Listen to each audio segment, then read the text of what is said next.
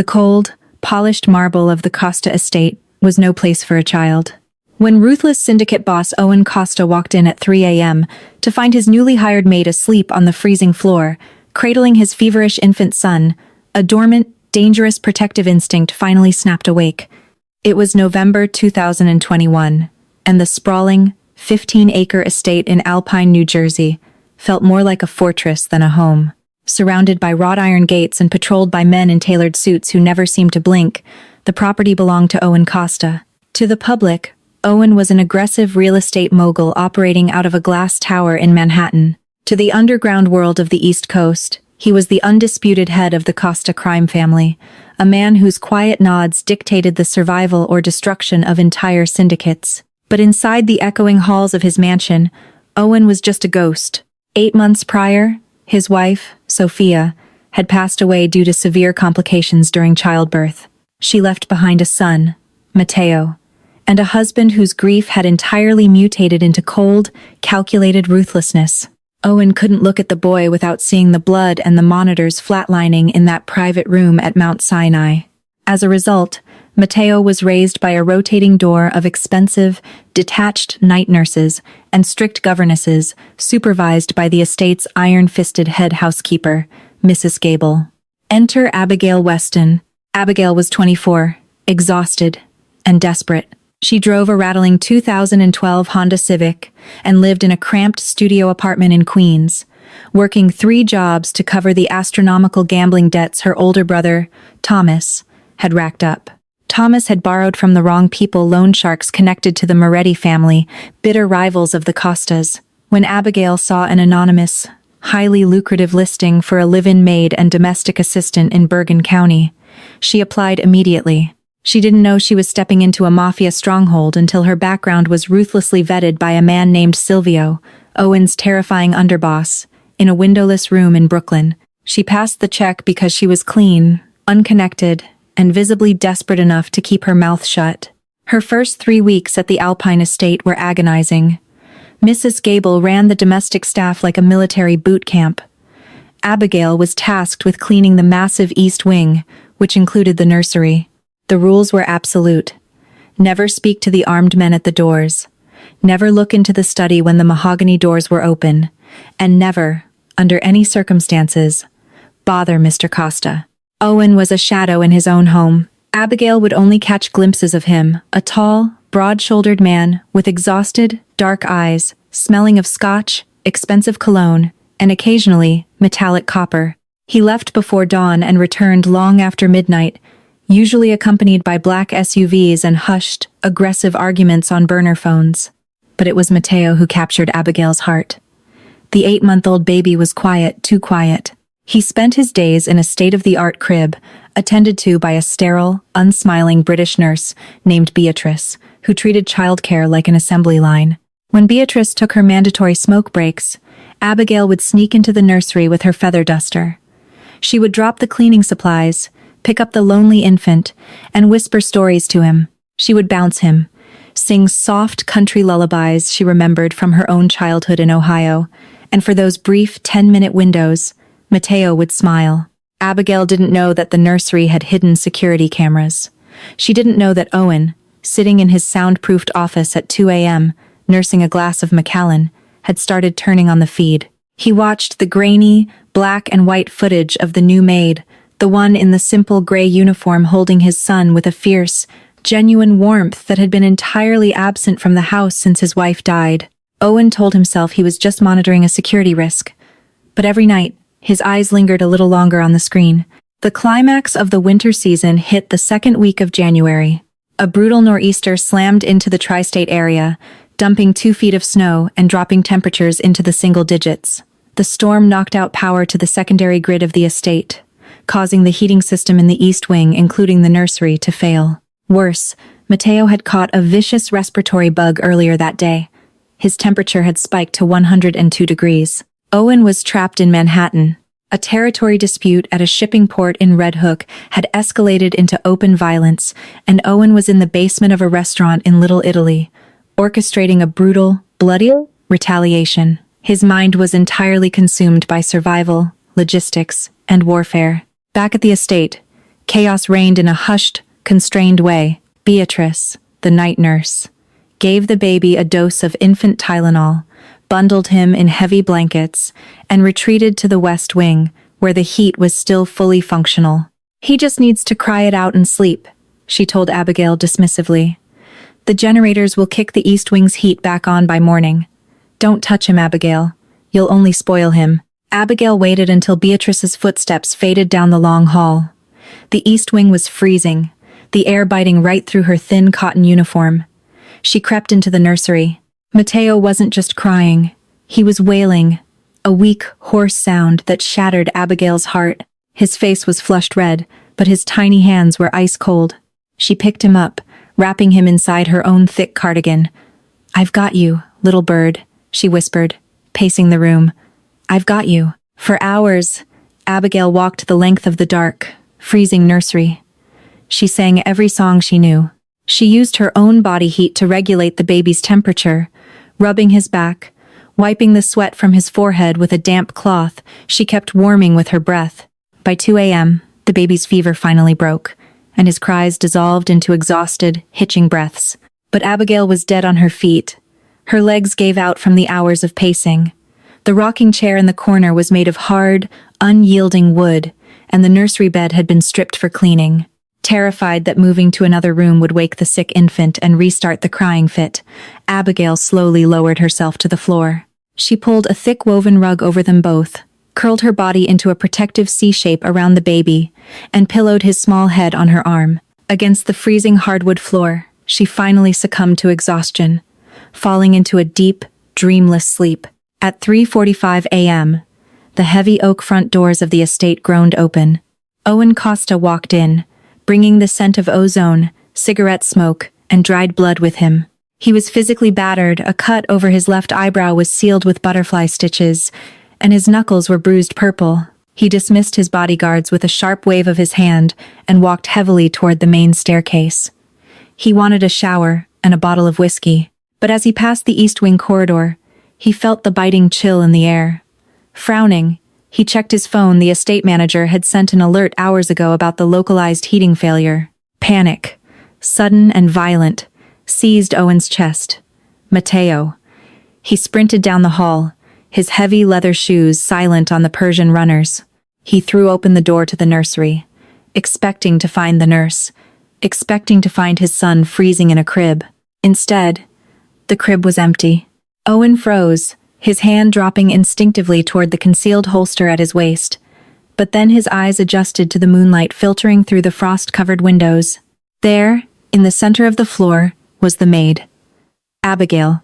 She was shivering slightly in her sleep, her lips blue from the cold, but she had wrapped her own sweater and the room's thickest rug around Mateo. The baby was tucked securely against her chest, breathing softly, peacefully, completely insulated from the freezing room.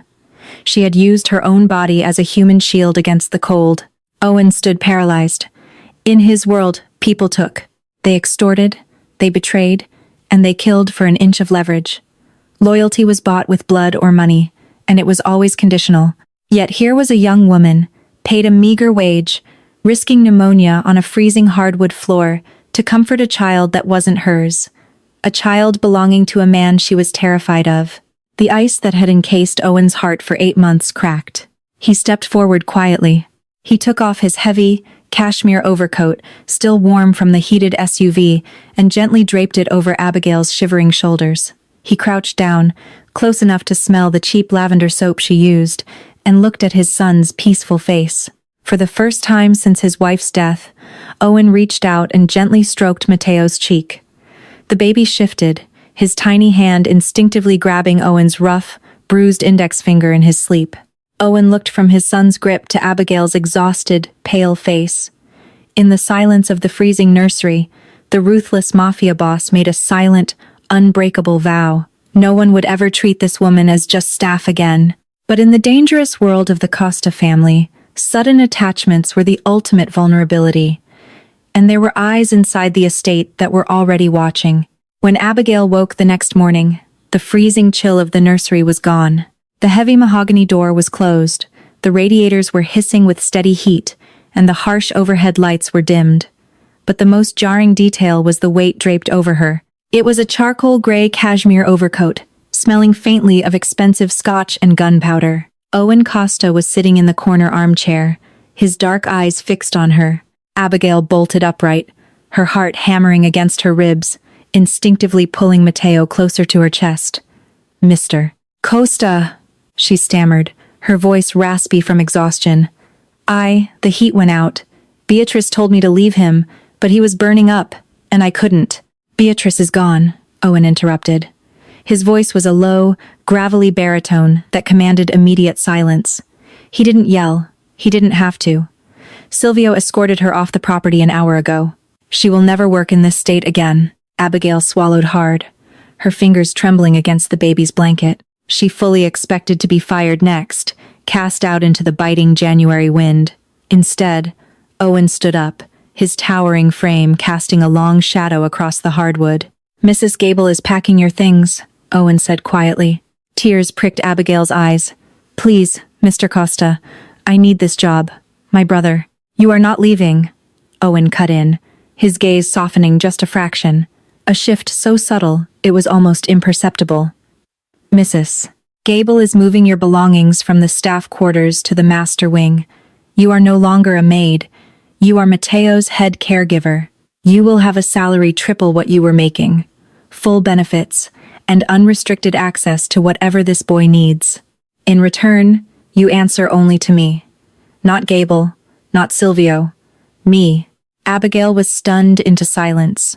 She looked down at the baby, who was now babbling happily, completely recovered from his feverish night. When she looked back up, Owen was already at the door. "You protected what is mine, Miss Weston," Owen said, his hand lingering on the brass doorknob. "In my world, loyalty like that is repaid. Don't make me regret it." Over the next 3 months, the atmosphere inside the Alpine estate underwent a tectonic shift. Abigail's presence in the master wing breathed life into the suffocating, grief-stricken halls. She bought colorful toys that clashed with the minimalist decor. She played upbeat music. Most importantly, she forced Owen to be a father. It started with small ultimatums. When Owen would try to bypass the nursery to lock himself in his study, Abigail would simply stand in the hallway holding Matteo, blocking his path until Owen awkward took his son for 5 minutes. 5 minutes turned into 20. 20 turned into shared dinners in the informal dining room. Abigail began to see the man beneath the monster. She saw the heavy burden of leadership in the dark circles under his eyes. She noticed how he always sat facing the door, how his hand instinctively hovered near his waist when a car backfired down the canyon. And Owen, in turn, found himself entirely captivated by Abigail. He admired her quiet resilience, her lack of fear when speaking her mind to him, and the fierce, maternal love she poured into his motherless son. But as the ice melted inside the Costa estate, a fire was brewing on the outside. The Moretti crime family, led by the volatile Carmine Moretti, was losing ground to Owen's aggressive expansion in the Brooklyn ports. Carmine was desperate for leverage, searching for any vulnerability in Owen's armor. Owen was notoriously untouchable. He had no known mistresses, his wife was dead, and his compound was heavily fortified. However, secrets bleed easily when money is involved. The leak came from Detective Ryan Gallagher, a corrupt NYPD narcotics officer who had been playing both sides. Gallagher knew about Thomas Weston, Abigail's older brother. Thomas's gambling debts had spiraled out of control, and his loan sharks were directly connected to Carmine Moretti's crew. It didn't take long for Carmine to connect the dots. The desperate, degenerate gambler owed them money, and his sister was now sleeping 50 feet away from the ruthless boss of the Costa family. "She's not just a nanny," Gallagher told Carmine during a clandestine meeting in a smoky Queen's billiards hall. "Word from the guards is that Costa is obsessed with her. He eats with her. He canceled a sit-down with the Chicago outfit just to attend a pediatrician appointment with her. You want to gut Owen Costa? You don't aim for his men. You take the girl." Carmine smiled, revealing a row of nicotine-stained teeth. "Then we don't kill the brother. We use him as bait." In late April, the trap was set. Abigail was in the estate's sprawling kitchen, pureeing fresh carrots for Matteo, when her burner phone buzzed. It was a number she hadn't seen in months. "Thomas. Abby." Her brother's voice crackled through the speaker, breathless and terrified. "Abby, You have to help me. They have me. They're going to kill me. Abigail's blood ran cold. Thomas? Who has you? Where are you? A new voice took over the line. It was thick, mocking, and laced with a Brooklyn accent. Listen closely, sweetheart. Your brother owes us 200 grand. We know who you work for. We know you have access to Costa's private safes. You bring the cash to the abandoned rail yard in Red Hook by midnight, or we send Thomas back to you in a dozen separate boxes. And if you tell Owen, Thomas dies right now. The line went dead. Panic threatened to drown Abigail. She stood frozen in the kitchen, the pureed carrots forgotten. The ultimatum rang in her ears. If you tell Owen, Thomas dies. She knew Owen was dangerous. She knew the men who guarded this house carried suppressed weapons beneath their tailored suits.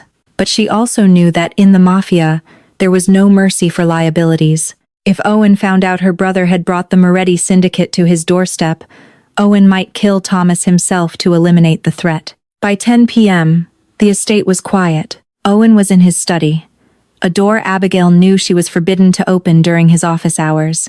She crept into his private master suite. She knew where he kept his emergency cash, a biometric floor safe hidden beneath a Persian rug in his closet. What she hadn't realized was that Owen had secretly programmed her fingerprints into the system weeks ago, an unspoken gesture of absolute trust. The safe hissed open. She packed a duffel bag with stacks of $100 bills, her hands shaking so violently she dropped several bundles. She sneaked out through the service entrance, bypassing the main gate guards by taking the old maintenance road that cut through the woods. She drove her beat-up Honda Civic through the driving spring rain, heading straight for the industrial wasteland of Red Hook. What Abigail didn't know was that Owen Costa didn't rely solely on guards. The perimeter of the estate was rigged with silent, thermal sensors. The moment her car crossed the tree line, an alert flashed on Silvio's tablet. Within 60 seconds, Silvio was standing inside Owen's study. "Boss," Silvio said, his face a mask of grim efficiency. "The girl just breached the perimeter. She's heading south, and the floor safe in your closet was open 10 minutes ago." Owen didn't blink. He didn't rage. Instead, a terrifying, unnatural calm washed over him. The kind of calm that preceded a massacre. He looked at the GPS tracker interface on his computer screen. He had placed a micro-tracker on Abigail's phone the day she became Mateo's caregiver, a paranoid habit that was now saving her life. "She's heading into Moretti territory," Owen said, his voice dropping to a lethal whisper. "She didn't run away. She was summoned." He stood up, pulling a heavy Glock 19 from his desk drawer and racking the slide. "Mobilize the strike team. Tell Leo to bring the heavy artillery. If Carmine Moretti touches a single hair on her head, I want his entire bloodline erased." At 11:45 p.m., Abigail pulled into the desolate, rain-slicked rail yard in Red Hook. The shadows were deep, the only illumination coming from a single flickering halogen street lamp. As she stepped out of the car, clutching the heavy duffel bag, 4 men stepped out of the darkness. At the center was Carmine Moretti, holding a bruised, bleeding Thomas by the collar of his jacket. Well, Carmine sneered, tossing Thomas to the wet gravel. "The little maid actually showed up. Let's see the money." Abigail threw the bag at his feet. "Take it. It's all there. 200,000. Let my brother go." Carmine laughed, a harsh, grating sound. He unzipped the bag, verifying the cash, then looked back at Abigail with a predatory gleam in his eye. "You think you're buying his life? No, sweetheart. You're just paying his entrance fee. You're the real prize. When Costa finds out we have his favorite pet, he'll hand over the Brooklyn ports without firing a shot." Carmine's men lunged forward, grabbing Abigail's arms. She screamed, thrashing violently against their grip, terrified that she had just doomed not only herself but Mateo and Owen as well. Suddenly, the darkness was shattered by the blinding, high-beam headlights of 3 armored Cadillac Escalades roaring into the rail yard. They boxed in Carmine's crew instantly, cutting off all escape routes. Before the vehicles even fully stopped, the doors flew open. A barrage of suppressed gunfire erupted, precise and devastating. 2 of Carmine's men dropped instantly. The man holding Abigail's left arm took a bullet to the shoulder, screaming as he let her go. Abigail hit the wet ground, covering her ears as the chaos unfolded. Through the driving rain, a massive figure stepped out of the lead SUV. Owen. He didn't look like the quiet, exhausted father who ate dinner with her. He was the devil incarnate, his face a mask of pure, unfiltered wrath. He walked directly through the gunfire, unflinching, his weapon raised. Carmine tried to draw his weapon, but Owen fired twice. Carmine's knees buckled, and he collapsed onto the wet concrete. Silence fell over the rail yard, save for the patter of rain and the groans of the wounded. Silvio and the Costa enforcers quickly secured the area, dragging a sobbing Thomas toward one of the SUVs. Owen ignored the carnage. He dropped his weapon to his side and fell to his knees in the mud next to Abigail. His large, calloused hands framed her face, his thumbs wiping away the rain and tears mixing on her cheeks. His chest was heaving, his dark eyes frantic as he inspected her for injuries. "Are you hurt?" he demanded, his voice cracking with a raw emotion he had never shown anyone. "Abigail, look at me. Did they hurt you?" "No," she sobbed, burying her face into his chest, her hands clutching the lapels of his ruined coat. "I'm sorry. I'm so sorry, Owen," they threatened Thomas. "I didn't want to bring this to your door. I didn't want to betray you." Owen pulled her tightly against him, burying his face in her wet hair. "You didn't betray me. You protected your family. But from now on, I am your family." He pulled back, forcing her to meet his fierce, unwavering gaze. "No more running. No more hiding. Thomas will be sent to Europe tonight, fully funded, where the Morettis can never reach him. But you stay with me.